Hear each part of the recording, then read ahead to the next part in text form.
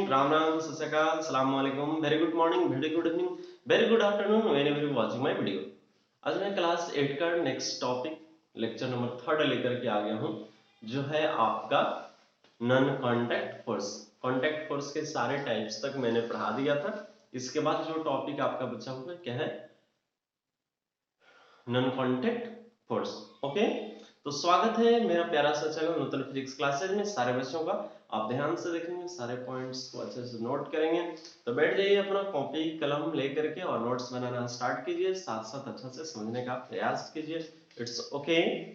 तो आपका टॉपिक आज है types of non contact force. Non contact force के बारे में बता दिया था कि वह फोर्स जो बिना टच के ही लगे। जैसे कि इसको क्या करना है, यहाँ से करना है, गिरा रहे हैं तो क्या कोई टच नहीं हो रहा है और अर्थ इसको अपनी तरफ खींच रहा है। क्योंकि न्यूटन साहब कहते हैं ना कि किसी भी बॉडी में तभी कोई चेंजिंग आ सकता है जब उस पर कोई ना कोई क्या लगे, फोर्स लगे। तो यहाँ पर ये छोड़ने के बाद नीचे की ओर गिर रहा है, दैट मींस इस पर नीचे की ओर क्या लग रहा है, फोर्स लग रहा है, जिसकी वजह से क्या हो रहा है, नीचे की ओर गिर रहा है। ओके, तो नॉन कांटेक्ट फोर्स के फर्स्ट जो टाइप है वो क्या है हमारा, ग्रेविटेशनल फोर्स। क्या है बच्चों? Gravitational force. Gravitational force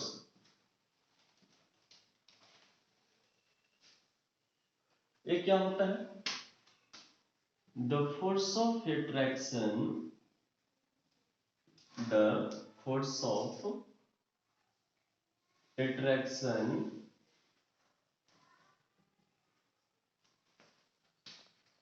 between two bodies, between two bodies due to their masses is called gravitational force।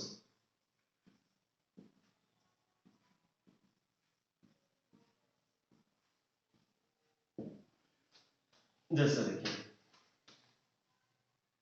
इसका डिस्कवर सर आइजैक न्यूटन ने किया था।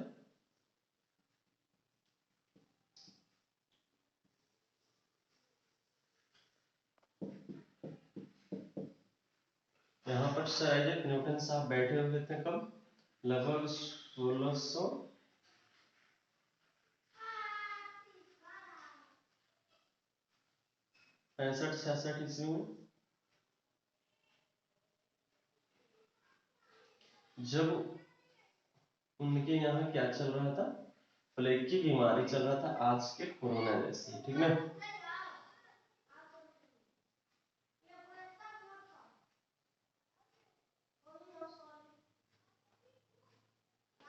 ये है सर आइजैक न्यूटन साहब। ओके, बैठे हुए हैं, यहां से अचानक क्या हुआ, एक सेब का फल आकर के इनके समीप गिरता है।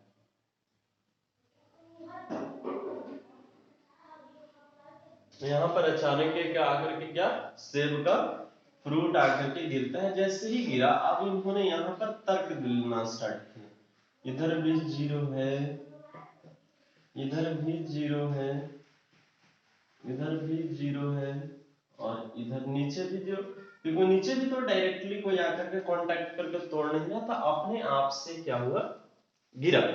ओके, ये है सर आइजैक न्यूटन साहब। सर आइजैक न्यूटन साहब इंग्लैंड के साइंटिस्ट थे, इन्होंने ही ग्रेविटेशन का क्या किया, डिस्कवर किया। फिर सर्च करते करते करते इस कंडीशन पे पहुंचे कि ये जो है नीचे की ओर कोई फोर्स लग रहा था, कि तभी तो गिरा। और किस कारण? It falls due to earth's gravity. Earth's gravity किसके कारण है गिरा? अर्थ के ग्रेविटेशनल फोर्स के कारण। जैसे ही वहां से ब्रांच से इट टूटा, अर्थ के ग्रेविटी ने उसको अपनी ओर खींचा और खींचने के बाद वो क्या हुआ, अर्थ पे आकर के गिर गया। ओके, तो ये तर्क करते करते कहां पे पहुंचे कि किसके कारण गिरा? Due to gravitational force of the earth. तो दुनिया में सारे बॉडी के द्वारा जो ग्रेविटेशनल फोर्स लगता है उसको ग्रेविटेशनल फोर्स बोलते हैं। लेकिन जो अर्थ के द्वारा ग्रेविटेशनल फोर्स लगाया जाता है उस फोर्स को क्या बोला जाता है? अर्थ्स ग्रेविटी या gravity force of the earth. Is that clear? The force,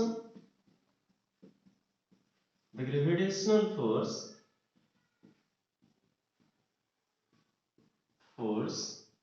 exerted by the earth is called earth's gravity। इसको क्या बोला जाता है? earth's gravity। नेक्स्ट पॉइंट कुछ और देखेंगे नोट करके। Gravitational force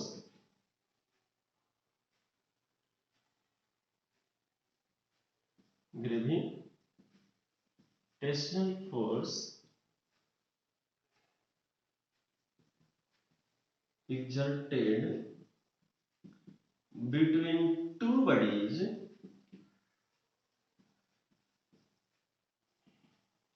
is always equal। दो बॉडी के बीच लगने वाला ग्रेविटेशनल फोर्स हमेशा क्या होता है? इक्वल होता है। भले ही एक चाहे कितना भी छोटा और एक कितना भी बड़ा क्यों न हो, लेकिन हमेशा दो बॉडी के द्वारा लगने वाला ग्रेविटेशनल फोर्स हमेशा क्या होता है? इक्वल होता है। न तो किसी के द्वारा ज्यादा और न किसी के द्वारा कम होता है। तो अर्थ पे कोई जब ऑब्जेक्ट हो, अर्थ सरफेस जैसे कि ये है अर्थ, और इसके ऊपर कोई क्या है? ऑब्जेक्ट है। यहाँ पर एक ऑब्जेक्ट है। जैसे ही इसको थोड़ा यहां से क्या हो नीचे कर गिरा, अच्छा ए भी अर्थ को अपनी तरफ खींच रहा है, ए भी ये क्या कर रहा है? अट्रैक्ट कर रहे हैं अर्थ को। ए भी अर्थ भी इसको अट्रैक्ट कर रहे हैं। बट सिर्फ यही गिरता है। क्वेश्चन तो ये आपके मन में राइज हो रहा होगा ना कि सर आप बोल रहे हैं कि दोनों बॉडी हमेशा सेम फोर्स से एक दूसरे को खींचता है, तो अर्थ के तरफ ही बॉडी क्यों गिरता है? बॉडी अर्थ के तरफ, सॉरी, बॉडी की तरफ अर्थ क्यों नहीं जाता है? ऐसा तो होना चाहिए था कि अर्थ भी है। बट हम ये जानते हैं कि जब फोर्स लगता है तो कोई भी बॉडी एक्सेलरेट होता है, यानी कि उसका वेलोसिटी में चेंजिंग होता है। ओके, अब आपका फोर्स उस बॉडी के मास पे डिपेंड करता है। अब अगर मास काफी ज्यादा है और उस पर फोर्स लगा रहे हैं तो काफी ज्यादा मास वाला में कोई वेलोसिटी में चेंजिंग नहीं होगा, हो सकता है कि हिले ही नहीं। तो जैसे कि ये ऑब्जेक्ट है, ये अर्थ को अपनी ओर 10 न्यूटन के फोर्स से खींच रहा है, तो अर्थ भी इसको अपनी ओर 10 न्यूटन के फोर्स से खींच रहा है। बट इस 10 न्यूटन फोर्स की वजह से ये ऑब्जेक्ट क्या होता है? इधर की ओर गिरने लगता है, जबकि इस 10 न्यूटन का फोर्स से अर्थ इस ऑब्जेक्ट के तरफ नहीं जाता। इसलिए नहीं जाता क्योंकि the mass of the earth is very very very heavier than this ball. Earth का मास कितना होता है? 6 into m mass of the earth 6 into 10 to the power 24 kg कितना होता है बच्चों? 6 into 10 to the power 24 kg। तो सोचिए ना, इतना ज्यादा आप जब 0 पुट कीजिएगा 6 पे तो 1 10 100 इकाई नहीं संख्या जितना है सारा के सारा क्या हो जाएगा? खत्म हो जाएगा। तो इतना बड़ा है, इतना बड़े मास को क्या है ऑब्जेक्ट 1 kg फोर्स लगाकर 10 न्यूटन को खींच सकता नहीं। बट 10 न्यूटन फोर्स की वजह से ऑब्जेक्ट क्या है? नीचे की ओर गिर पड़ता है। ओके, यही कारण है कि दोनों के द्वारा सेम फोर्स लगने के बावजूद भी सिर्फ ऑब्जेक्ट ही अर्थ की तरफ गिरता है, न कि अर्थ ऑब्जेक्ट की तरफ चला जाता है, क्योंकि the mass of the earth is very very very very very heavier than the mass of the object that placed above the surface. Is that clear? तो ये था। अब हम लोग देखेंगे ग्रेविटेशनल फोर्स का फार्मूला। तो ये हम लोगों ने यहां से पढ़ा कि the force of attraction between two bodies due to their masses. दो बॉडी के बीच ये सिर्फ और सिर्फ ग्रेविटेशनल फोर्स कहां से है? बॉडी के मास की वजह से। कहां से है? बॉडी के मास की वजह से। जैसे अर्थ के मास के कंपैरिजन में सन का मास काफी ज्यादा है, क्योंकि सन अर्थ से 3,33,000 गुना बड़ा है, तो उसका gravitational force too much larger than the gravity of the अर्थ। इस तरह मून छोटा है तो मून का ग्रेविटेशनल फोर्स कम है अर्थ के रिस्पेक्ट में, 1/6 होता है। ओके, तो ये सब है। तो ग्रेविटेशनल फोर्स किस पर डिपेंड करता है? बॉडी के मास पर। ओके, जितना ज्यादा मास ग्रेविटेशनल फोर्स उतना ही ज्यादा। तो ग्रेविटेशन से रिलेटेड न्यूटन साहब ने कुछ बातें बताई जो मैं आपको आगे बताने जा रहा हूं। तो इसको वीडियो को पॉज करेंगे, अच्छा से नोट करेंगे। Gravitational force always act due to mass. क्या? Gravitational force always act due to the mass of the bodies। ये सिर्फ मास के कारण लगता है, ठीक है। जितना ज्यादा मास रहेगा ग्रेविटेशनल फोर्स उतना ही ज्यादा होगा। अब देखिए when a body falls freely towards the earth, then it accelerates by 9.8 meter per second square। This acceleration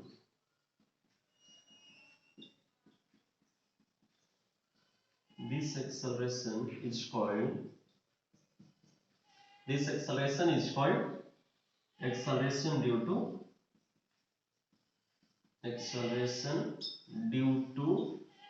gravity। Acceleration due to gravity, जिसको g द्वारा डिनोट करते हैं, और g का वैल्यू होता है 9.8 मीटर पर सेकंड स्क्वायर। अरे भाई जब बॉडी गिरेगा तो उस पर फोर्स लग रहा है, इसी कारण गिर रहा। और जब भी किसी बॉडी में फोर्स लगाते हैं तो बॉडी के वेलोसिटी में क्या होता है, चेंजिंग आता है। और बॉडी के जो वेलोसिटी में चेंजिंग आता है वो किसका काउज बनता है, एक्सेलरेशन का। तो अर्थ के द्वारा जब बॉडी में एक्सेलरेशन प्रोड्यूस किया जाता है उसको क्या बोला जाता है, एक्सेलरेशन ड्यू टू ग्रेविटी। और ये क्या होता है, g द्वारा इसको डिनोट करते हैं, ऐसे एक्सेलरेशन को a द्वारा। बट अर्थ के ग्रेविटेशनल फोर्स के द्वारा जो एक्सेलरेशन लगता है उसको g के द्वारा, स्मॉल g के द्वारा डिनोट करते हैं, जिसका वैल्यू कितना होता है 9.8 मीटर पर सेकंड। इसका कहने का मतलब यह है, समझ में तो नहीं आ रहा होगा, कहने का मतलब यह है कि जब भी कोई बॉडी को हम ऊपर से छोड़ते हैं तो बॉडी गिरेगा, क्योंकि अर्थ ग्रेविटी लग रहा है। और इस अर्थ ग्रेविटी के कारण बॉडी का वेलोसिटी प्रत्येक सेकंड में 9.8 कितना 9.8 मीटर पर सेकंड से क्या होगा, बढ़ जाएगा। Is it clear? प्रत्येक सेकंड में 9.8 मीटर पर सेकंड से बढ़ जाएगा। तो 9.8 मीटर पर सेकंड से वेलोसिटी में चेंजिंग आ रहा है, that means its acceleration would be 9.8 metre per second square at every second. इसका एक्सेलरेशन क्या होगा, 9.8 मीटर पर सेकंड स्क्वायर, क्योंकि अर्थ ग्रेविटी के कारण इसका वेलोसिटी में, या कोई भी गिरता हुआ बॉडी की वेलोसिटी में कितना चेंजिंग होता है प्रत्येक सेकंड में, 9.8 metre per second. Means first second में अगर 9.8 मीटर डिस्टेंस तय किया तो अगला में कितना करेगा 9.8 मीटर, और यानी कि 19.6, अगले में 27.4, ऐसे कर करके बढ़ता जाएगा। तो उम्मीद करता हूं कि क्लियर होगा। आप वीडियो को पॉज करके अच्छे तरीके से नोट करेंगे। वाह good, quality is the best. और पेड़ के पास थोड़ा लाइट की वजह से कट रहा है, तो उससे कोई अच्छा नहीं, अब अच्छे से अपना पेड़ बनाना, ठीक है।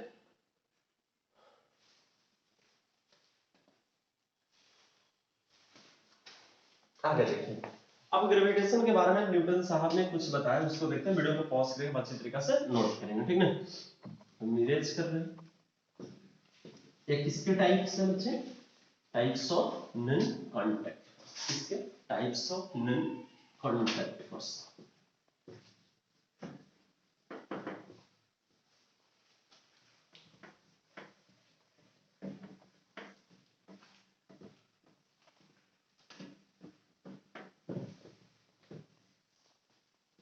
तो एक्सेलरेशन ड्यू टू ग्रेविटी मैंने आपको बता दिया, g का value 9.8 metre per second square होता है। अब हम लोग पढ़ेंगे universal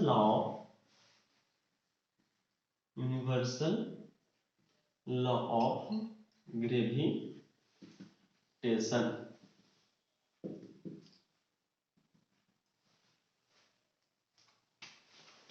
It was given by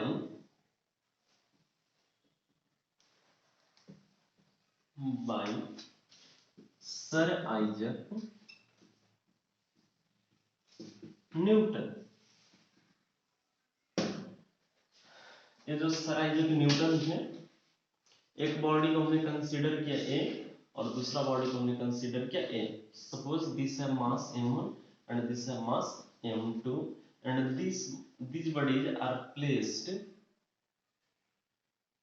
at the separation of r, centre से मान लो, क्योंकि सेंटर की तरफ gravitational force always acted towards the centre of the bodies. Is that clear? दोनों के बीच सेपरेशन कितना है? r। तब ये जो न्यूटन साहब थे,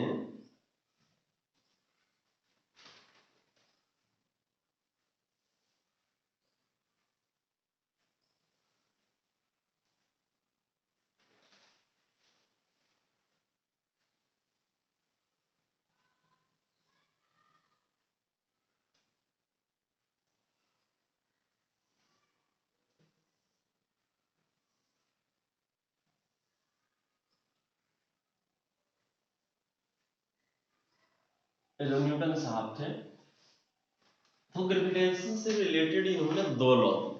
कितने? दो law. he was gives two laws। he was give two है तो give हो जाएगा टू laws। फर्स्ट में इन्होंने ये बोला, देखिए ये दो बॉडी है जिनका मास m1 और m2 है, और कितने सेपरेशन पे रखा गया? r सेपरेशन पे। तो फर्स्ट लॉ में इन्होंने बोला कि the gravitational force exerted between them F is directly proportional to the product of mass। Product of mass क्या होंगे? मास के डायरेक्टली प्रोपोर्शनल होंगे। तो F डायरेक्टली प्रोपोर्शनल, मास है क्या? m1 और m2, तो m1 और m2 का प्रोडक्ट क्या हो जाएगा? m1 into m2। इसको इन्होंने ये बताया अपने लॉ में कि दो ऑब्जेक्ट के बीच लगने वाला जो ग्रेविटेशनल फोर्स होगा वो डायरेक्टली प्रोपोर्शनल होगा जो उनके मास होंगे, उनके प्रोडक्ट के, उनके गुणनफल के। ठीक है ना? अगर 2 kg और एक 4 kg है तो 2 into 4 kg यानी कि 8 kg स्क्वायर की क्या होगा? डायरेक्टली प्रोपोर्शनल होगा। इसको मानिए फर्स्ट। अच्छा, डायरेक्टली प्रोपोर्शनल का मतलब समझते हैं, एक बढ़ेगा तो दूसरा भी बढ़ना चाहिए। ठीक ना? एक बढ़ेगा तो दूसरा भी बढ़े, ऐसे को बोलते हैं डायरेक्टली प्रोपोर्शनल। और एक बढ़ने पर दूसरा घटे, क्या? एक बढ़ने पर दूसरा घटे तो उसको क्या बोलते हैं? Inversely proportional. ओके, नहीं ऐसा नहीं। डायरेक्टली प्रोपोर्शनल का मतलब एक बढ़े तो दूसरा भी बढ़े। जैसे कि एक एग्जांपल मैं देना चाहता हूं, आप मार्केट में पैसा लेकर के, जितना ज्यादा पैसा लेकर के जाओगे भाई उतना ही ज्यादा क्या सामान खरीदोगे। तो पैसा ज्यादा तो सामान खरीदने का एबिलिटी ज्यादा, इसको बोलेंगे डायरेक्टली प्रोपोर्शनल। दूसरा, मम्मी ढेर सारा पैसा दी, लो बेटा 100 रुपए जाकर के सब्जी लाओ। एक थैला लेकर के गए, इधर से जा रहे थे तो पैसा से क्या था? पॉकेट भरा हुआ था, 100 रुपया 10-10 का नोट था, पूरा भरा हुआ था। तो पॉकेट भरा हुआ था, इधर से जाता बट थैला खाली था, उधर से आ रहे हैं तो पॉकेट खाली हो गया, थैला क्या हो गया? पूरा भर गया। ठीक ना? तो दोनों एक दूसरे की इनवर्सली प्रोपोर्शनल की घटना को दर्शा रहे हैं। यहाँ पे एक भरा हुआ है तो दूसरा खाली, दूसरा भरा तो पहला खाली। इसी घटना को क्या बोलते हैं? Inversely proportional. कि एक को बढ़ने पर दूसरा घटे और दूसरा को बढ़ने पर पहला घटे, ऐसे मींस एक को बढ़ने पर दूसरा क्या होगा? घटेगा। ऐसी घटना को क्या बोलेंगे? ये इनवर्सली प्रोपोर्शनल। और दूसरे लॉ में इन्होंने बताया कि दोनों ऑब्जेक्ट के बीच लगने वाला जो फोर्स होगा डिस्टेंस के स्क्वायर के इनवर्सली प्रोपोर्शनल होगा। क्या? डिस्टेंस के स्क्वायर के इनवर्सली प्रोपोर्शनल। इसको मानिए सेकंड। अब देखिए तो दोनों का एलएचएस क्या है?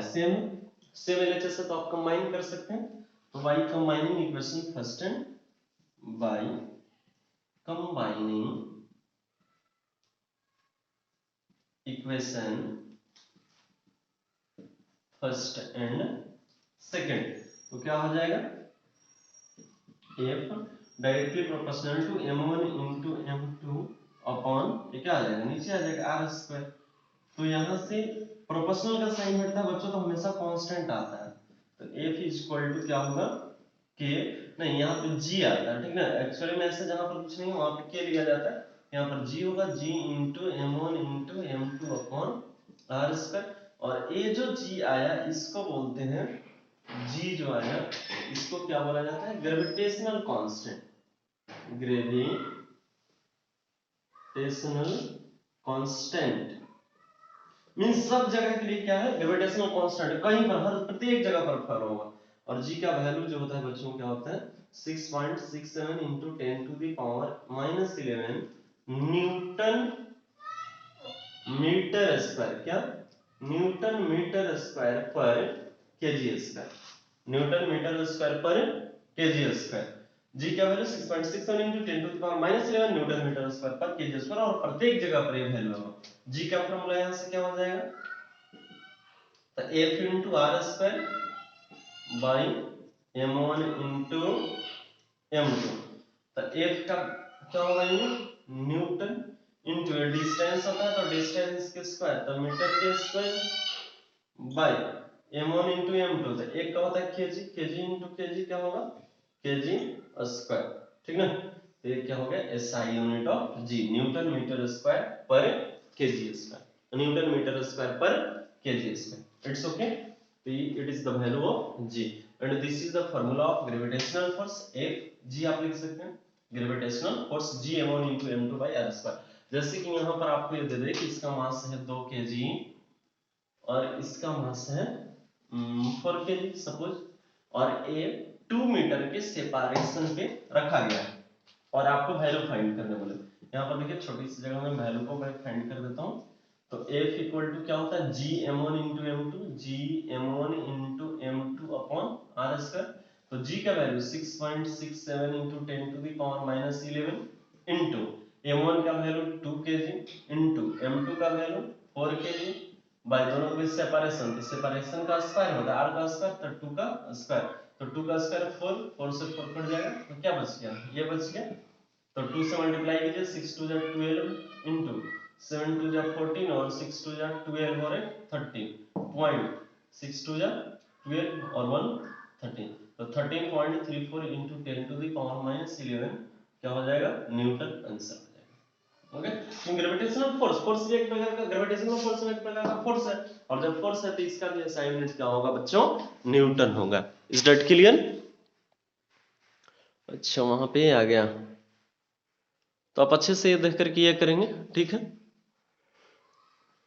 ओके, तो एक मैं क्वेश्चन आपके लिए दे देता हूं, यहां पर देखेंगे क्वेश्चन है, आप बना करके कमेंट करेंगे। एक ऑब्जेक्ट ये है जिसका मास है 8 kg, दूसरा ऑब्जेक्ट ये है जिसका मास है 4 kg, दोनों के दोनों 4 मीटर के सेपरेशन पे रखा हुआ है, तो क्या होगा, gravitational force, gravitational force equal to what, इसका मास 8 kg 4 kg 4 मीटर के सेपरेशन पे F निकालना है। यहाँ पर force equal to G M1 into M2 by R square. G का वैल्यू आप जानते हैं 6.67 into 10 to the power -11 newton metre square पर केजी स्क्वायर। It's okay. तो आप यहाँ से आप वीडियो को ये क्या करेंगे, फुल वीडियो देखेंगे और क्वेश्चन बनाकर जरूर कमेंट्स करेंगे। तो okay student, thanks for my watching video carefully, और कल जरूर आपका वीडियो जाएगा, और कल के डेट में जो है आपका नेक्स्ट टॉपिक इलेक्ट्रोस्टैटिक फोर्स और मैग्नेटिक फोर्स दोनों साथ में होगा। Is that clear? ओके, तो thanks for watching my video. आप अच्छे से अपने नोट्स को तैयार कीजिए। ओके।